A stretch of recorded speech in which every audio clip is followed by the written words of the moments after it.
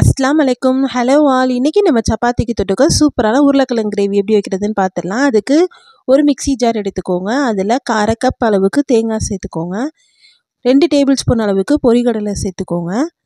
1/4 table spoon அளவுக்கு சோம்பு, 1/2 table spoon அளவுக்கு சீரகம், இது கூட 10 பாதாம் சேர்த்துக்கோங்க. இது எல்லாத்தையும் நல்லா ஃபைன் பேஸ்ட்டாக அரைச்சி எடுத்துக்கோங்க. பாருங்கள், இந்த அளவுக்கு நல்லா ஸ்மூத்தாக அரைச்சி எடுத்ததுக்கப்புறம் நெக்ஸ்ட்டு ஸ்டவ்வில் ஒரு குக்கர் சூடு பண்ணிக்கோங்க. அதில் 3 டேபிள் ஸ்பூன் அளவுக்கு ஆயில் ஊற்றிக்கோங்க. இதில் 1/2 டேபிள் ஸ்பூன் அளவுக்கு சோம்பு, 2 பெரிய வெங்காயத்தை நீளமாக கட் பண்ணி அதையும் உள்ளே சேர்த்துக்கோங்க. வெங்காயம் நல்லா ஓரளவு கலர் சேஞ்ச் ஆகிற வரைக்கும் இதை நல்லா மிக்ஸ் பண்ணி விட்டுக்கோங்க.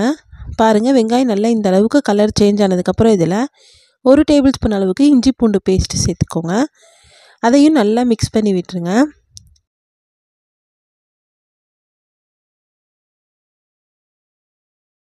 இப்போ இதில் ஒரு தக்காளி சேர்த்து அதையும் நல்லா மிக்ஸ் பண்ணி விட்டு இதில் 1 கை அளவுக்கு புதினா சேர்த்துக்கோங்க.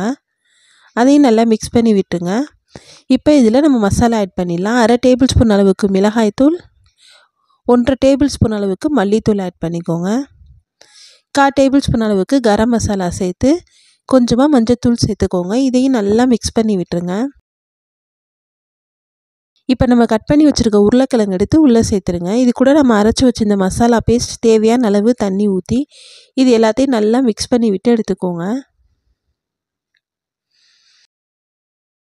உங்களுக்கு தேவையான அளவு தண்ணி ஊற்றிட்டு இந்த ஸ்டேஜில் உங்களுக்கு தேவையான அளவு உப்பு சேர்த்து இதை நல்லா மிக்ஸ் பண்ணி விட்டுருங்க. இப்போ நீங்கள் குக்கரை க்ளோஸ் பண்ணி இதை 2 விசில் மட்டும் ஹை ஃப்ளேமில் வச்சு எடுத்துக்கோங்க.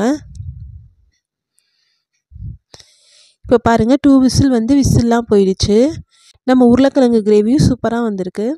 இதுக்கு மேலே கொஞ்சமாக கொத்தமல்லி இலை மட்டும் தூவி நீங்கள் சப்பாத்திக்கு வச்சு சாப்பிட்டிங்கன்னா டேஸ்ட் உண்மையிலே சூப்பராக இருக்கும். நீங்கள் இதை கண்டிப்பாக ட்ரை பண்ணி பாருங்கள்.